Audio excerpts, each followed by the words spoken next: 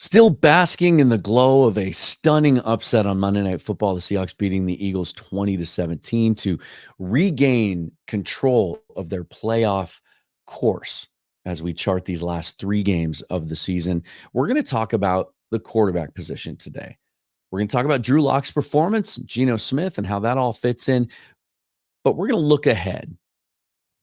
You're going to have to humor me a little bit today. You know I've been doing it for a while. If you watch the show, I can't help myself. But today in particular, I'm really excited about because Max Browne is going to be joining me on the show. If you recognize the name or not, Max is one of the most prolific high school quarterbacks in Washington State history, went on to play for USC and Pittsburgh, and he is now doing the media analysis thing and specifically focusing on short form videos, and that's where I found him. Found him on TikTok doing some really cool breakdowns, specifically I think you'll really love what he has to say about Michael Penix from the University of Washington and Jaden Daniels, and who should have won the Heisman this year. Look for that on his TikTok feed. We're going to talk about Penix today. We're going to talk about this quarterback class and maybe how some of these guys might fit into the Seahawks plans moving forward. And I even asked Max if he could possibly identify a guy later in the draft, if the Seahawks don't take a quarterback early, that he might see as, dare I say, the next Brock Purdy, flying under the radar that could be a good NFL starting quarterback. Buckle up. We're going to talk quarterbacks today and the future of the position in Seattle with Max Browne coming up next on Seahawks Forever.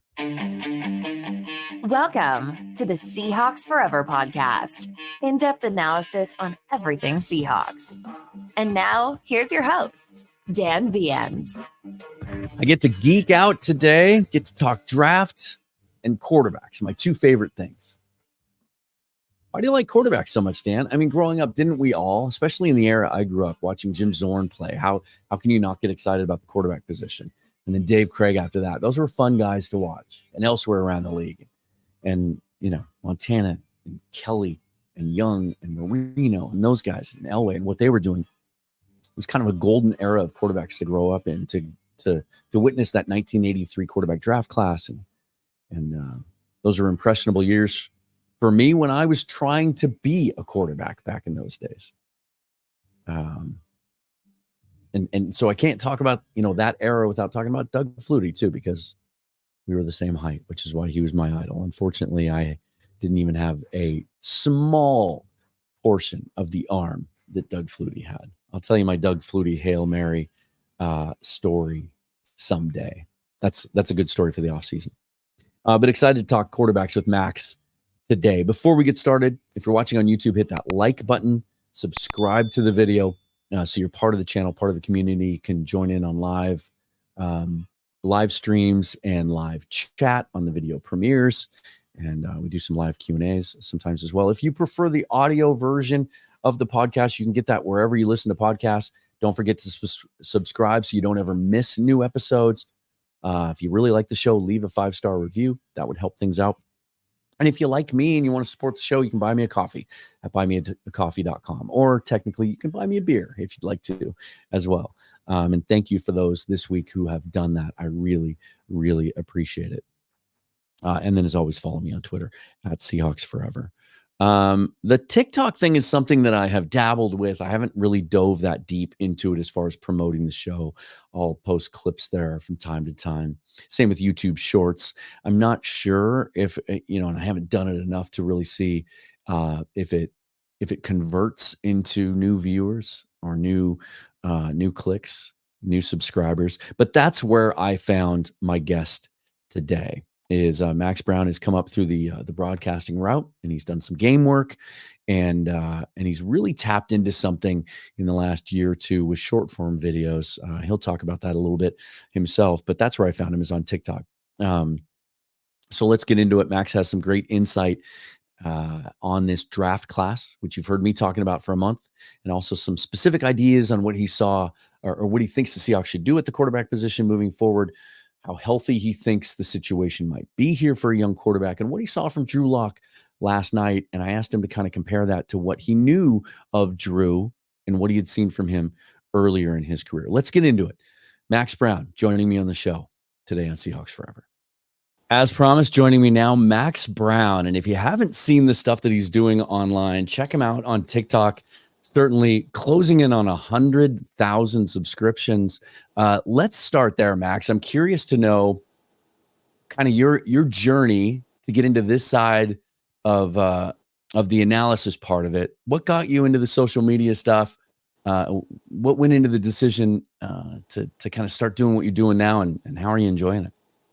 Yeah, first off, thanks for having me on. Always fun chatting my hometown squad, even though it's been about a decade since I lived in Seattle. Always a Hawks fan at heart. But yeah, I got into the content scene. I think it started when I was a backup quarterback most of my college career.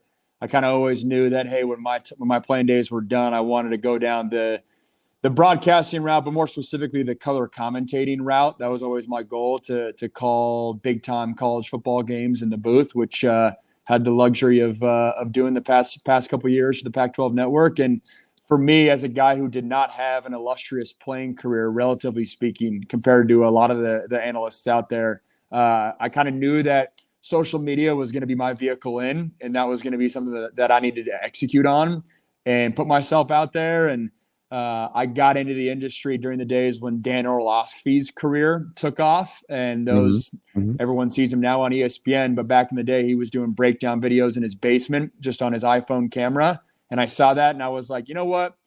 I can do that, and I also think I can add some production value onto those videos to make them a little bit more engaging.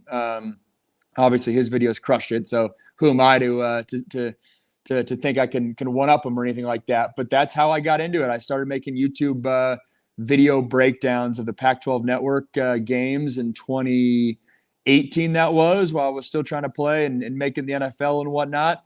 And then from there, it just was kind of one step after another. The YouTube breakdowns led to radio appearances, which led to me being able to put together a reel, which gave me more traditional opportunities. And then really this past year, I've gone all in, so to speak, on the TikTok short form content side. And yeah, I just view it as a guy trying to break into the industry. I think that social media component is where the industry is heading, and gotta play in that space.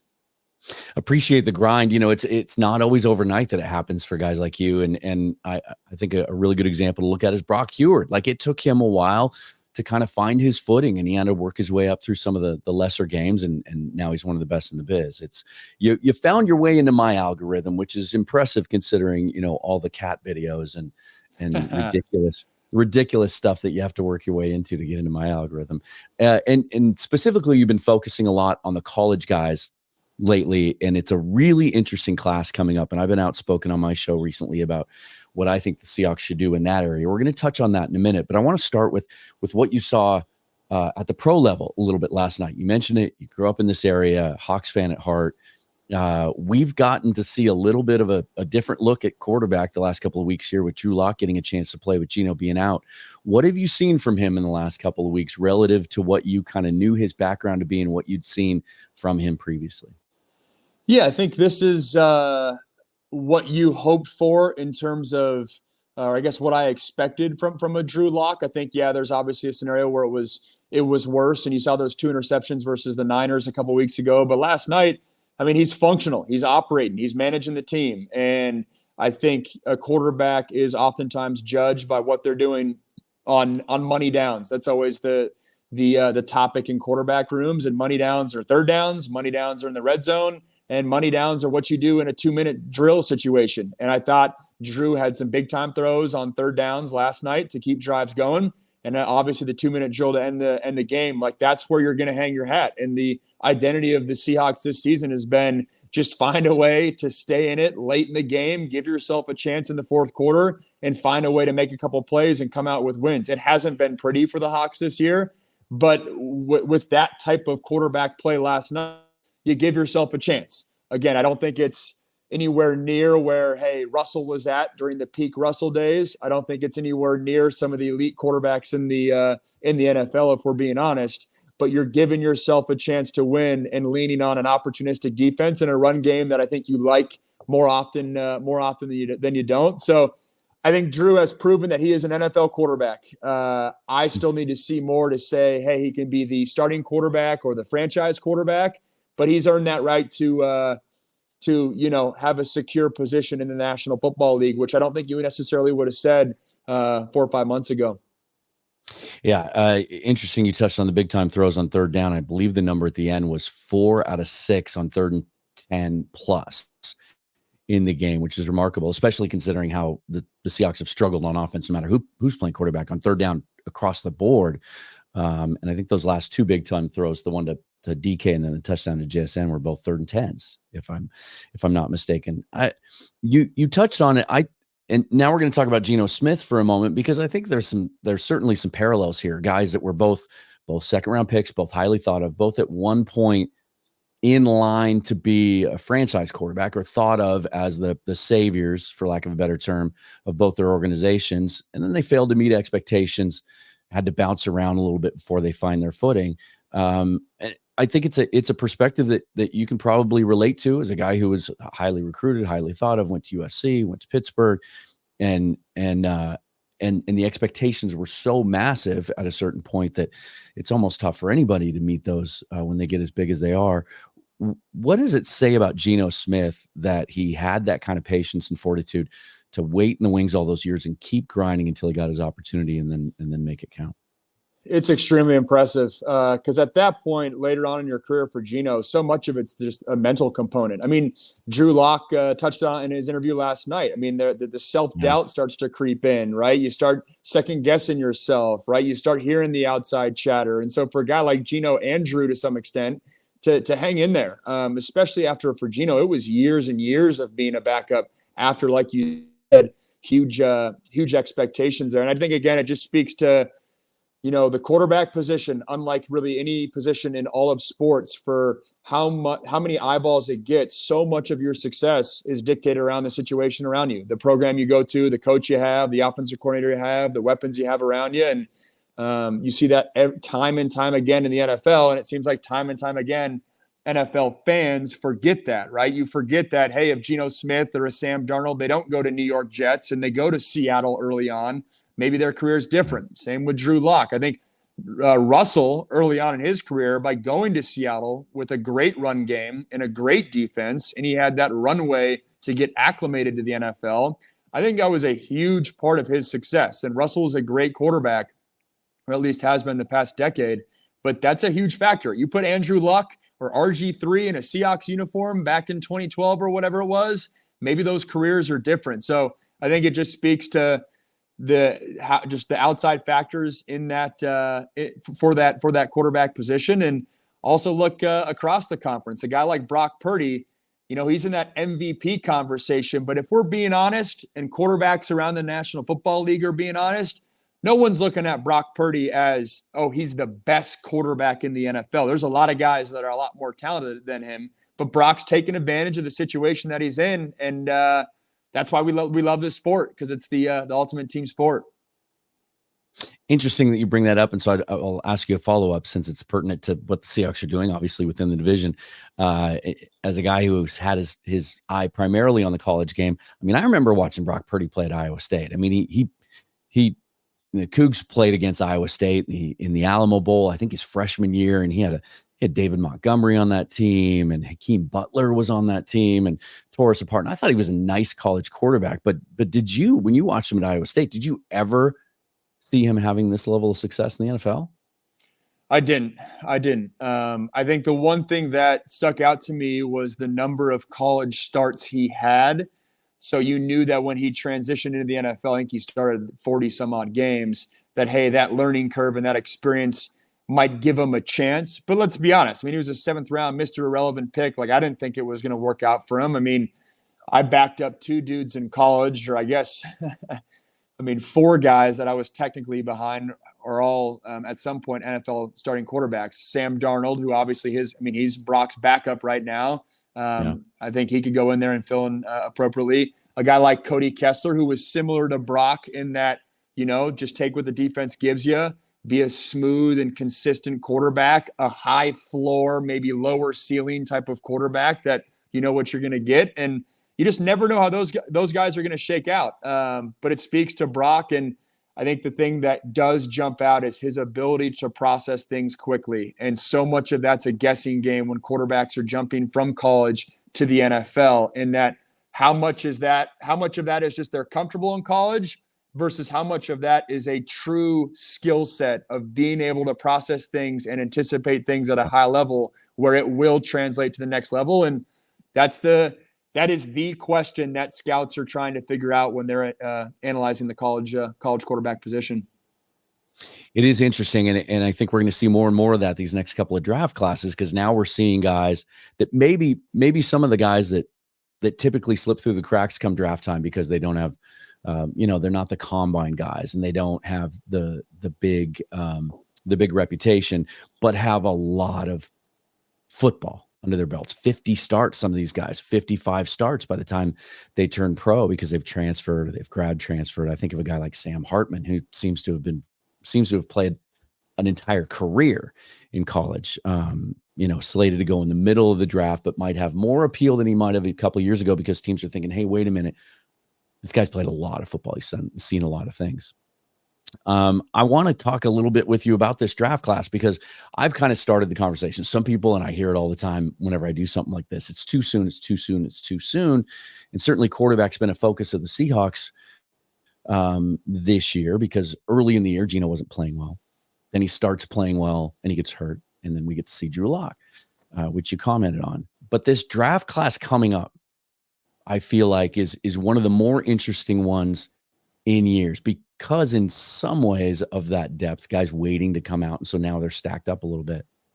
But also because I feel like, and I've been saying this for a couple of months, that the Seahawks are in a position where regardless of how well Gino Smith plays the rest of the year, or Drew Lock, take your pick, that there's an opportunity here with the balance and the quality of the youth of this roster and the balance of it, and really the lack of glaring black holes on it. Some might disagree that it's time to commit to a young quarterback and maybe not necessarily play him day one, but moving forward. And so I've been watching this class. What are your thoughts, first of all, generally on this group of quarterbacks at the top anyway, that are expected to come out in this draft? Yeah, I love this quarterback class.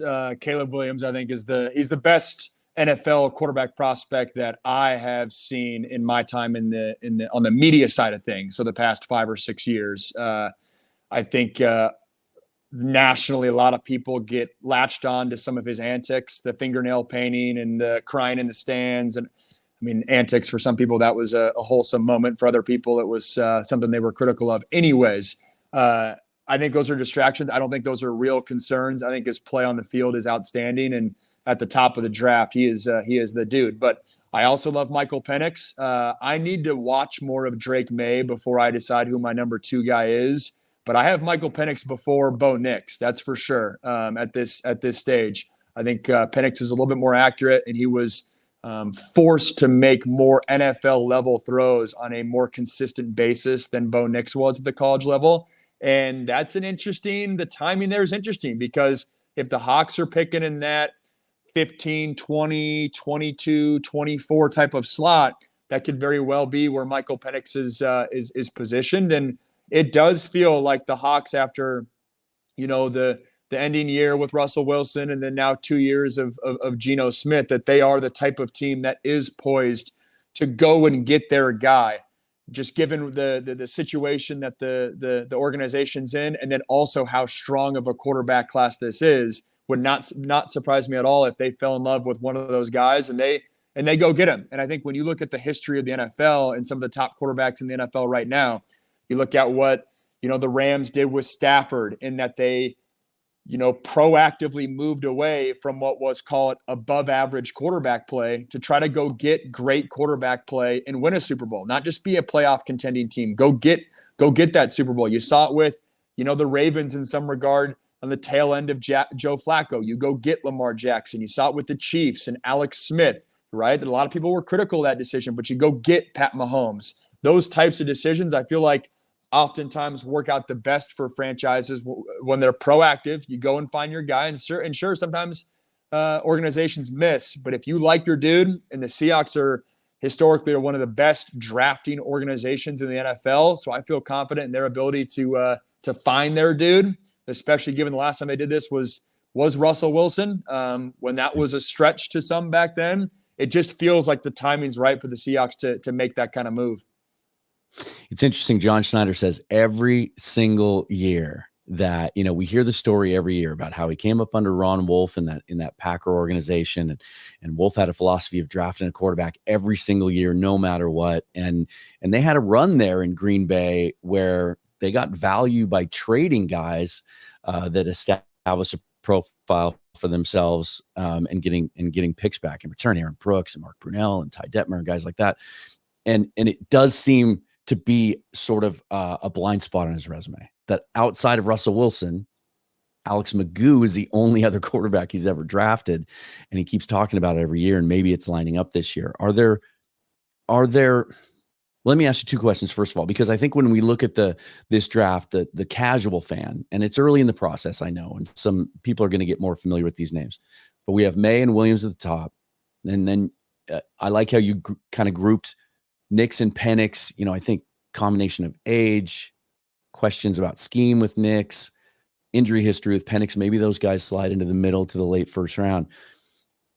And then Jaden Daniels has kind of been the comet, right? Who's kind of come up out of nowhere. Another guy that's played a ton of football. I didn't think much of him when he was at Arizona State, and then he goes to LSU. He wins the Heisman, and he just blows up statistically. And I think he has over 50 starts. Your thoughts on Jaden Daniels is getting into that upper group? Yeah, I share the sentiment of you in that, if you had told me that he was going to win the Heisman after transferring from ASU, I would have said you're crazy. I thought he was a really good college quarterback, but the Heisman's a whole different conversation there. I like Jaden Daniels. I think he's a really good football player. I do not have him in the Michael Penix conversation. Again, one of the biggest factors for me when evaluating college quarterbacks and their jump to the NFL is how, on an average throw basis, how often are they asked to throw guys open, make contested throws, and throw NFL level throws. And Michael Penix has made a living off the back shoulder fade throw, which is not an easy throw, but he makes that look easy. And that's not necessarily scheme. That's a quarterback throwing his dude open. And I don't know if I see that as frequently from Jaden Daniels. Obviously, he put up crazy stats, but I put him more in that Bo Nix conversation. I do think, we know how these NFL draft timelines go. If Jaden Daniels is a second, third round type of guy, maybe in 3 months he's a first, second round type of guy. They always creep up there. So I like his game.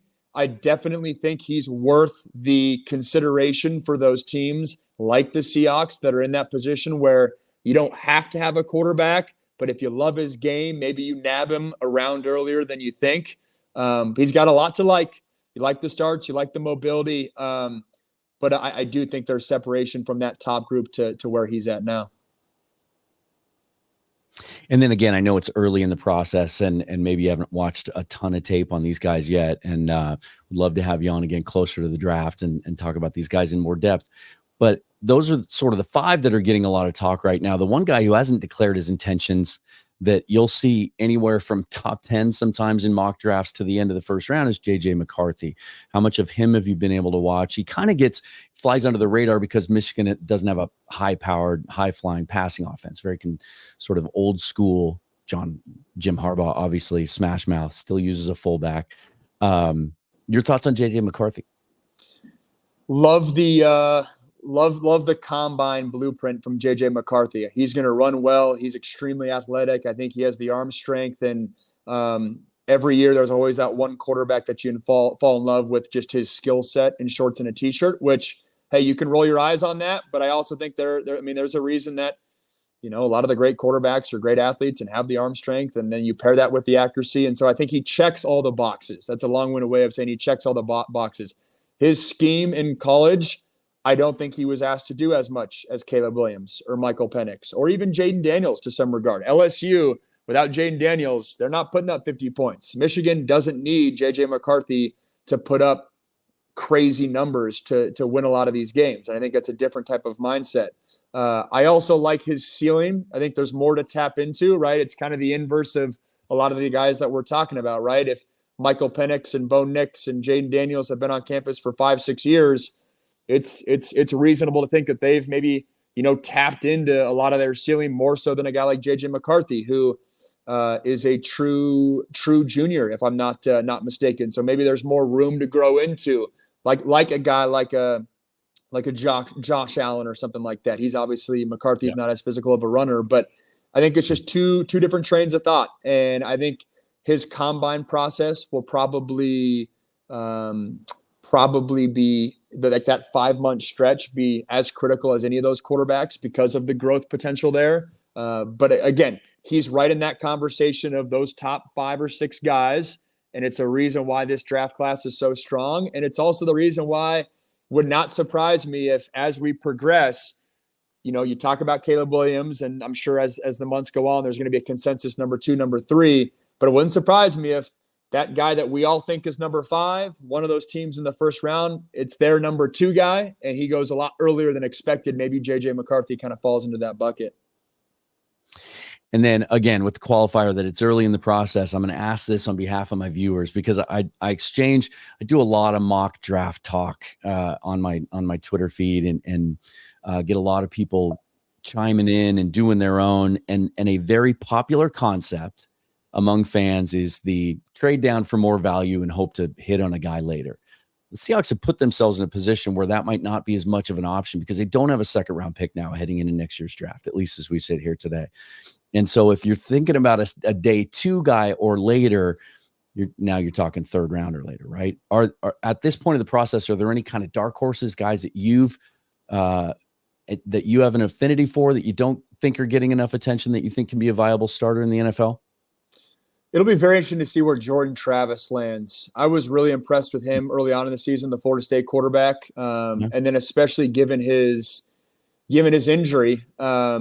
And I believe he's out of eligibility, if I'm not mistaken. Yeah, he was out there on senior day. You always have to qualify that with the COVID eligibility nowadays. But his injury obviously will hurt his draft stock. But I was really impressed, and I thought he drove the car for Florida State. He was throwing guys open. Again, the checklist of metrics that I'm looking at of, how often are you asked to make NFL level throws, and his progression starting as an athletic quarterback, growing into more of a pocket passer quarterback. I think it wouldn't surprise me if a team falls in love with him. By every account, everything you read is he's beloved by his teammates, the leader, all the intangibles you like, and the production that he had in college. He's a dude that keep your eye out on, especially because of the injury, in that if he falls to that 3rd, 4th, 5th, maybe it even goes as low as 6th. I don't know what they're saying right now, but he's a guy that I really liked in college and can see it progress into the NFL. Before I let you go, let's tie this in locally here. Longtime Washington resident, star quarterback at Skyline High School, and their prolific offense back in the day. What's a memory of your time playing football here in the state that if I snap my fingers and said, think of one right now that comes to mind? Well, with this context, one of the highlights of playing high school football, at least when I was there, is if you made it to the state championship, you got to do the final week of practice in the Seahawks indoor facility, which that was always a blast, being around Pete Carroll, seeing some of the players. I think it was a Cam Chancellor that spoke to our team. Anyways, that was always a highlight, and had the pleasure of playing in 4 different state title games. So it was something that thankfully we got used to, but we never took for granted how special that was. You're bussing from the Sammamish Plateau to Renton, practicing there. That was great. And I actually was bummed to hear that they moved the state championship game out of the Tacoma Dome into Husky Stadium, if I'm not mistaken. The Tacoma Dome for me was that was always a dream. Get to the Dome and play in that smaller combined setting. That was awesome, and brings up all the nostalgic feelings. Nice. Well, Max, I really appreciate you taking the time. I know you're a busy guy these days. And as I said, would love to have you on again closer to the draft and dig into some of these guys in detail. I think we'll know a lot more then about obviously the class and the prospects in it, but also the Seahawks draft position, how they finish the season, and maybe what their line of thinking is at the quarterback position. Before I let you go, let people know where they can find your content and what you're up to. Yeah, thanks for having me on, Dan. This was a blast. I'm active on all the social media platforms, Instagram and TikTok the most. Instagram's Max Browne with an E at the end. TikTok is Brown Max. Brown has an E at the end. And I post a bunch of short form content, everything from football take videos to breakdown videos to just lifestyle videos. It's fun. So check it out.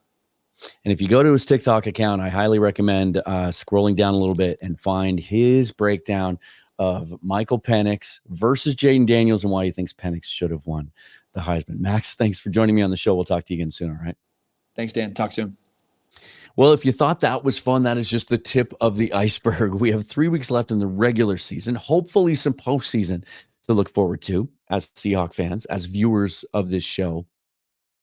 But then we will commence with, everything that the offseason entails, in particular, the draft. And those of you, again, who are familiar with my work know how much I love the draft. And I might be looking forward to this one more than most, because of the opportunity that I believe does exist for the Seahawks to set themselves up long-term for success at the quarterback position, regardless of what they decide this offseason on who to bring back.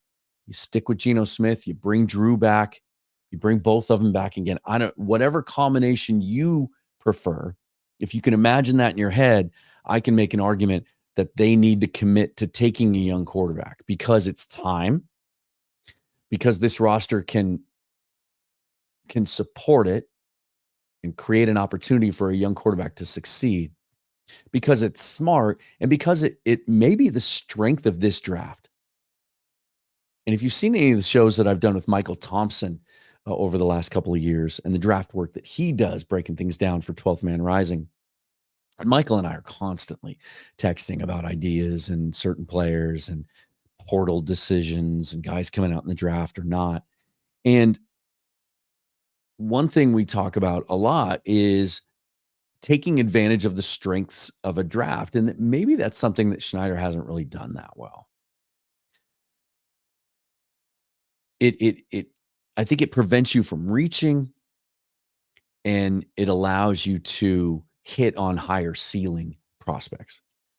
Just if it's a strong tight end draft, try to get one of those tight ends. If it's a strong offensive tackle draft, try to get one of those tackles, whether it's a need or not. And this is a strong quarterback draft. And I believe that for the first time since Russell Wilson moved on, certainly, things have come together in such a way that they match up. That as much as John Schneider, as I mentioned, with Max, as much as he talks about wanting to take a quarterback and things just haven't lined up, I think this year you can really make the argument that it will. This draft is being talked about as one that lacks blue chip, big time talent at the top, regardless of position, that it really drops off after the top 10 or 12. And so rather than, let's say you end up making the playoffs and you draft 23rd or 24th, instead of taking the third best edge player, fourth, fifth best edge player, or fifth or sixth best offensive lineman or wide receiver, pick your position. If there's an opportunity there at the end of the first round to take a quarterback that you truly believe can be a franchise quarterback, and you don't do it this year, it could end up costing you your job eventually. I think the time is right. I think it's something the Seahawks need to do. So we're going to be talking about it a lot on this show. And it doesn't, let me just throw this disclaimer out there one more time.